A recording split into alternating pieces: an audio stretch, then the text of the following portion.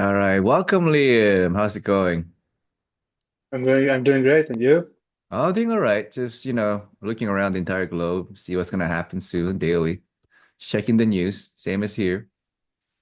Yes. Same as here. The news are at least that either we're good, that we are in a.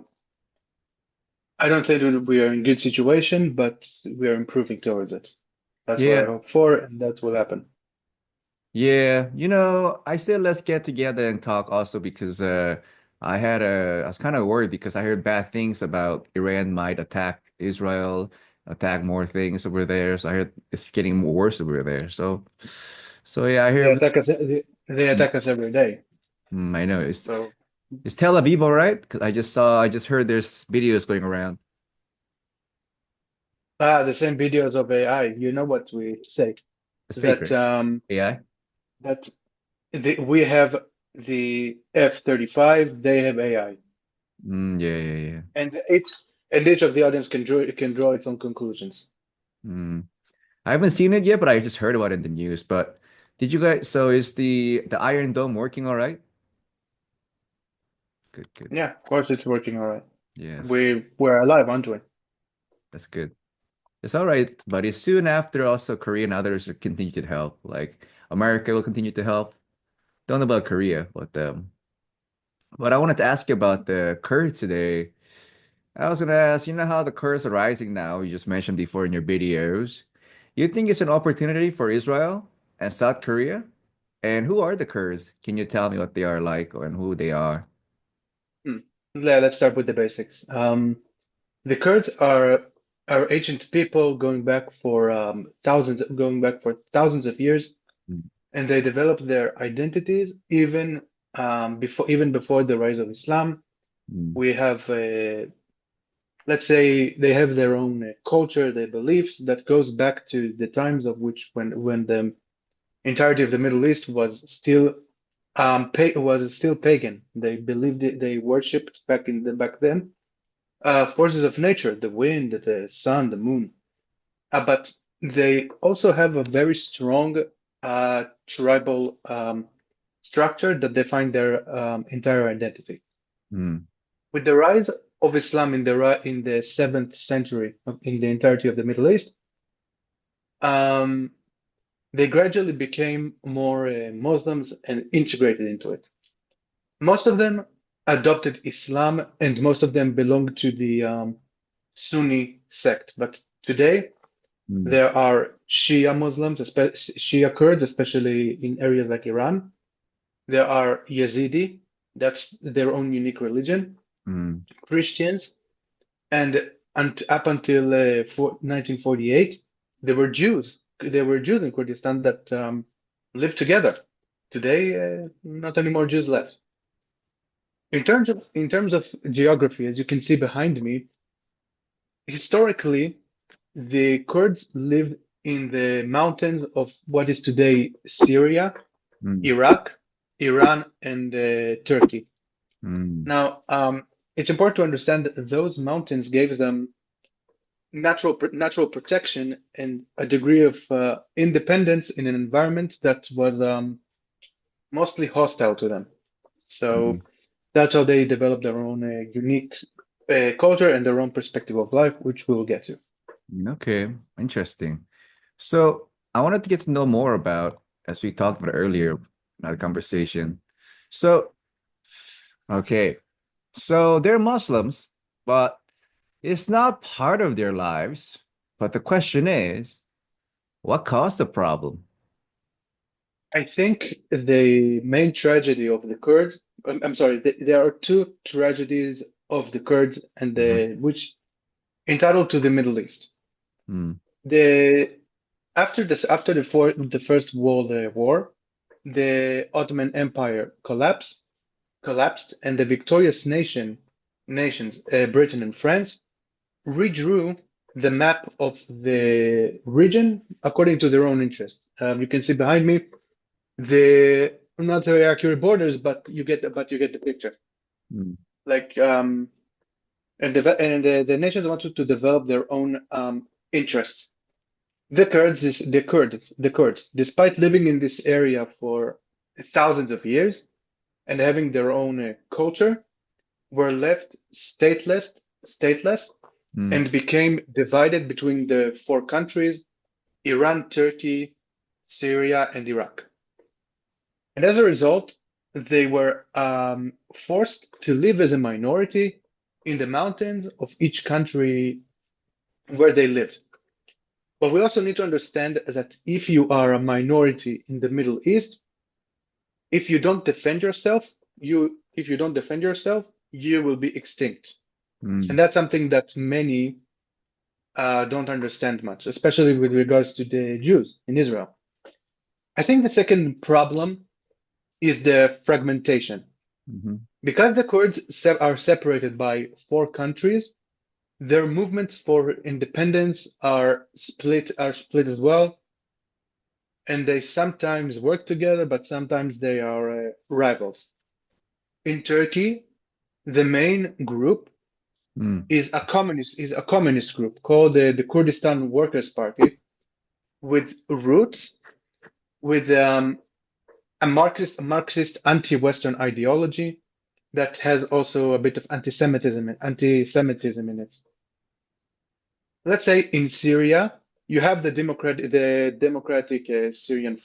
Syrian Democratic Forces, which are not focused on which are not focused on Kurdish nationalism, but they rather bring also Arabs, they bring Christians, they bring Yazidis, and recently, after the fall of the regime of Bashar al-Assad, Alawites joined them too, because as a minority, you need some sort of protection, and the Syrian Democratic Forces are the best option for you. Mm. Because today, the Democratic Forces stand in Syria as the main opposition to the Islamic regime. In Iraq, there is a force called Peshmerga. It literally means walking towards death. But they are the security forces, army, whoever wants to call it, in the autonomous Kurdish region, and it is a far more pro-Western and relatively and has a relatively liberal approach, but liberal by Middle Eastern terms, approach to governing. Lastly, in Iran, Kurdish groups exist, but they are far weaker and have very little influence on the public. What we should focus on also is the movement's internal structure. Each group has their own. Each independence movement have their own structure. Let's say in Iraq, the Peshmerga forces are closely tied to the Kurdish Democratic Party, which is associated with the family of Barzani. Mhm. It is, and the family itself is one of the strongest forces in Kurdish politics. And there is also the Patriotic Union of Kurdistan, which is our much more liberal alternatives in the Kurdish politics. The Democratic Party of Kurdistan was led by Mustafa Barzani in the mid 20s, followed by his son, I think Masoud, who later became the president, and the leadership remains with the grandson today. The Kurds are led by the grandson. I think his name is Nechirvan Barzani. He is the current president of the Kurdish forces in Iraq. I see, I see. But in Syria, it is very different. Like, unlike the Barzani family, which is closely family oriented and the family leadership, Mhm. in Syria, they are very different. It's much more like a collective sort of leadership. They are led by military commanders, political figures, writers, and you can see they inspired it by more, let's say, I wouldn't say liberal idealism by some. So I think it's partly because of their liberal, more of their liberal idealism. Okay. I see. There's much to learn about it, huh? I see. I see. Um, and to continue with that, do you have anything else to add? No, not that I know of. Okay. Thank you for sharing, Liam. And I was wondering for a while, we were talking about Kurds earlier. We were talking much about Kurd surroundings, right? All the people around them. So I wondered in my mind, how are the Kurds viewed by the people around them? Like I know what they think, but what people around them, other nations, other people, other army. It really depends to who do you ask and Mm, in what point in time. In Iraq, during the regime of the mm, Ba'ath regime, especially during the regime of Saddam Hussein, mm, the Kurds faced persecutions, especially in the 1980s, and the regime even used chemical weapons against Kurdish villages mm. because Cruel. because because they were accused of collaborating with Iran Mm-hmm. during the war, but it has no evidence to it. Today, under the Iraqi constitution, the area of Iraqi Kurdistan in the north, Mm, it is an autonomic region with its own semi-government, and it is known in the region as the Kurdistan regional government. Sorry. In the 1910s, during the rise of the Islamic State, the Peshmerga, the forces of the Kurdish forces in Iraq, mm-hmm. were some of the most efficient forces fighting against ISIS, and many times they worked with the American forces and Mm-hmm. the Iraqi government itself. There was a massive cooperation between the two. And in Syria, though it was also a Ba'athist regime, it is also very different depending on who you ask.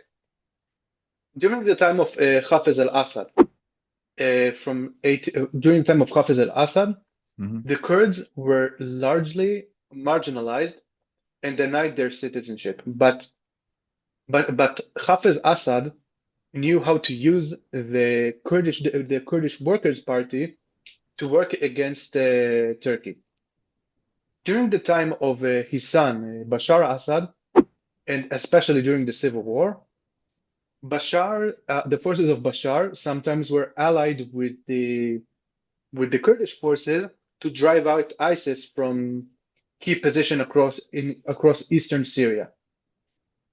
But after the fall of the Assad regime of the Ba'athist party as a whole, the tensions between the new Syrian government, which is pure Islamist, and the Kurdish forces have escalated. And after the Alawites and Druze were massacred last year in 2025, in January of 2026, heavy clashes broke out between the forces in northeastern Syria, including in Raqqa, which is the former ISIS capital. Mm-hmm. And Kurdish forces describe mass executions, sexual abuses towards the women fighters, and hundreds of civilian casualties. I've seen some of the videos myself within the Telegram channels of the Kurdish opposition. I think the main problem, I don't see the main problem, but the main tension is with Turkey. In Turkey, it's not anymore a political question. It is ongoing conflict it is an active conflict with very high tensions. Turkey seems to that's what they say to themselves. It seems that they battle for the country's territorial integrity, but as you can see here, it is partly true because the Kurdish area is just a bit less than half of the country. Mm-hmm. But for many years, Kurdish identity is very restricted, including language learning, political expression. Like openly support the Peshmerga or another force. And even cultural visibility. You can't wear the traditional clothes of the Kurds. You can't do anything. But the fear of Turkey intensified since the fall of Saddam Hussein in Iraq, because the local Kurdish forces proved they can be organized, they can govern, and defend their own region by themselves. And as we talk, the Peshmerga in Iraq are on the move to support their brothers in Iran. They moved to support their brothers in Iran during the ongoing Israeli and American strikes. But if they succeed in their mission and indeed drive out Iranian forces from the region, from the Kurdish Iran, it could create a very effective Kurdish force along Turkey's borders, not in 20 years, but in 1 or 2 years. Many of those fighters have battled against the Islamic State and the Iranian-backed forces across the Middle East, making them, I would say, far more capable and much harder to defeat. I think that also what Ankara worries about is the possibility that Israel could ally with the pro-Western Kurdish forces, especially those who associated with the Barzani family or the Syrian Democratic Forces, because it could potentially risk and potentially push the region towards Middle Eastern, let's say, Cold War, with Israel and Turkey in the top. There are talks about it in Israel. I mean, we don't know much about that here, but must be a big concern over there. It can be a big, change of game plan, right? Everything all around it. Yes. I see, Liam. And so Liam, going with that, from what you're telling me, it seems very difficult for them, but do they have any other allies that can help them or no? Can you tell us? You won't believe. Like, of course, the Americans help them, the Russians help them sometimes, but there is a famous Kurdish proverb. Let me search for it. Here, we have no friends but the mountains. Let the audience let it sink in. It's gained, let's say, it gained strong political meaning during the end of the 1980s, and during the final phase of Iran-Iraq war, especially during the chemical attacks on Kurdish villages, which we talked about earlier. It reflected the deep sense of abandonment by the international community, especially from the Americans, who turned a blind eye to what the Iraqi regime had done to them. That's too bad. But of course, how can I say? The reality is much more complex, and it depends on the time. Let's say during the 1950s and 60s, the Israeli Middle Eastern policy was shaped by what we could say the Periphery Alliance, in which Israel built strong ties with non-Arab actors in the Middle East. Let's say with the Druze in Israel, Iran before the revolution, and the Kurds in Iraq. According to a first-hand testimony I encountered in the Israeli television, a former Mossad operative, according to a Mossad operative, this friendship went beyond training. In his account, Israeli intelligence worked with Kurdish operatives to convert a plan to assassinate Saddam Hussein himself, which was at the time head of the security forces in Iraq. And they even prepared. I've seen it.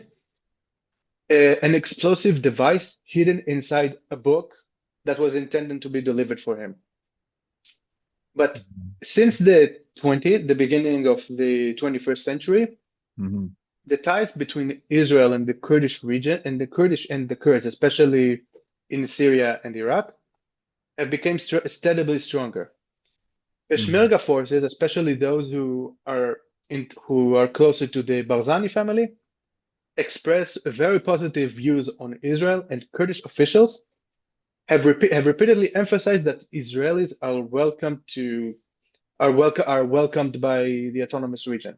Mm-hmm. And I once read a report for this interview. I read a report that the book "The Revolt" by our former Prime Minister Menachem Begin, as he was a commander in leading the underground movement for Jewish independence, also gained popularity among many Kurdish fighters, including because it reflected them and their struggle for self-determination. Mm-hmm. Another important ally, your audience are not going to believe it. Another country that the Kurds view very positively is actually South Korea. I was going to see if you And say it's North not Korea, it'd be a bad thing. Yeah. North Korea. North Korea were allied with Saddam. No wonder they hate them. Okay. Good. Yeah. But it's not because of the reasons people might expect. It's not because of K-pop and not K-drama. Mm. The perception of South Korea stemmed largely from South Korea's involvement in Iraq in the beginning of the 2000s, where they maintained a close friendship, close relationship with the Kurdish militias, especially those who are tied to the Peshmerga. This South Korean military deployed what would be named the Zaytun Division. I remember. Consisting around. Yeah, I remember. Yes, continue. Yeah. Okay, consisting of around 2,000 troops. I don't remember the exact same number, but they focused on reconstruction, humanitarian support, and cooperation with the local Kurdish forces. Okay. As I prepared myself for this interview, one of my followers on Instagram said that, I don't know his exact age, but he said he was part of that unit. He was in Kurdistan in training the Kurdish troops. He was one of them. Yeah, you must be. But the Zaytun division, as far as I know, it focused on. It wasn't just a traditional combat unit. Okay. It focused on constructing school, providing medical aid, and even built many hospitals, even constructed road, operated radio station, gave money to hospital. In the Middle East, if you do that to people that let's say you don't know, it will leave a lasting impression. It will leave a lasting impression. And the Kurds do remember that. Like, they remember South Korea not just as an ally. They remember it as a partner who helped them rebuild their region. Though the perspective might be different on Israel and South Korea, I think it's one of the few cases that in the Middle East, that is, both of our nations are viewed positively. I see. Well, I'm happy that the Korean, the troops helped them a lot, and there was definitely a good help for them. And I hope they get better and better, and they grow stronger as a, Kurdish population. And I hope that hopefully maybe one day, when the right government comes in, Korean government can help once again. But as you carried on to complete this interview, you mentioned many times on your Instagram that the borders of the Middle East will change. I wasn't quite sure about that. So can you elaborate on that? Thanks, Leo. Yeah, sure. As I mentioned earlier, many of the borders of the Middle East today, of Syria, Iraq, Lebanon, and such, were created after the First World War without fully understanding the identities, the histories, with few exceptions, and the aspirations of the people who live there. In the recent times, I would say in the last decade, we are seeing growing pressure from within the country, from within the Middle East, to end those borders. And we can see it clearly here in Israel too. The Kurds in Iraq will join their brothers in Iran and in Turkey in case of war. Mhm. The Druze community from Israel crossed the border to help their brothers in Syria, their Druze brothers in Syria, during the massacre in 2025. Maybe the viewers can tell us, especially those who come from the Middle East, the viewers from the Middle East will tell us more about the subject from, I would say, their own perspective. Mhm. I think that the question we should ask ourselves, especially those who live in this area, not not if the Middle East will change, but how it will change. We talked about in our latest interview, we talked about Iran and the separatists. But in today's case, especially the Kurds, the Druze, and other minorities are spread across many different countries. Mhm. In recent times, in those times, the loyalty to your own brother on the other side of the fence and your community on that side too, it is outweighs the loyalty to the country that you live in, and that's something that Israelis do understand, but the world needs to understand too, because it led to many, I would say, conspiracy theories against us Mhm. of why we help the Jews and why we help this and why we help that one. Okay, I see, buddy. You know, it's a cool thing to think about that we'll have to think through and see how it will change. We'll have to see. Um, Thank you for sharing, Liam. Do you have anything else more?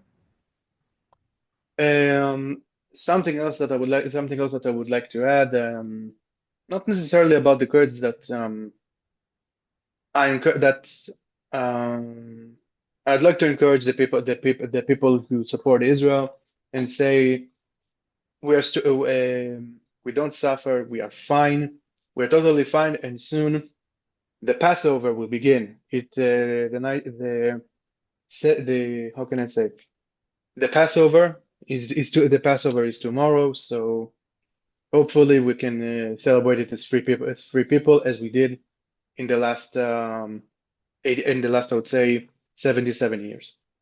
Yes.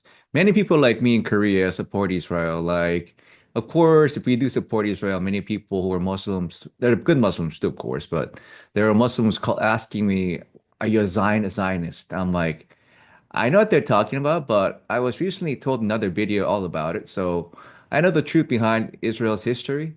So they're just brainwashed. I don't care. I'm just like, I just brush it off. And I will always stand for Israel. And where Israel is getting tremendous help, and we'll cooperate together with Israel all this time, all together for a long, long time.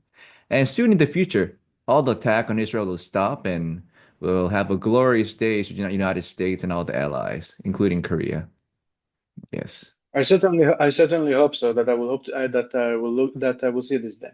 It will take some time though, because the Iran is much more talk about. But what I heard from other sources that, now Iran is supported by China and all the North Korea, as we talked about the other video in the other video. So it'll take a while because if it was just Iran, as we talked about before, it'd be done in seconds and done in days. But it's just they have back help, the dark forces that are helping them. So it'll take some time because we have to take care of all those dark forces too at the back room, acting like they're not doing anything, but everybody knows. So we'll make it work and we'll figure it out and we'll stand together. But thank you for sharing today, Liam. Of course, anytime. Thank you Okay. for having me. Yes. Cheers. Bye bye, Liam. Bye Cheers. bye. See you. See you, buddy. Bye bye.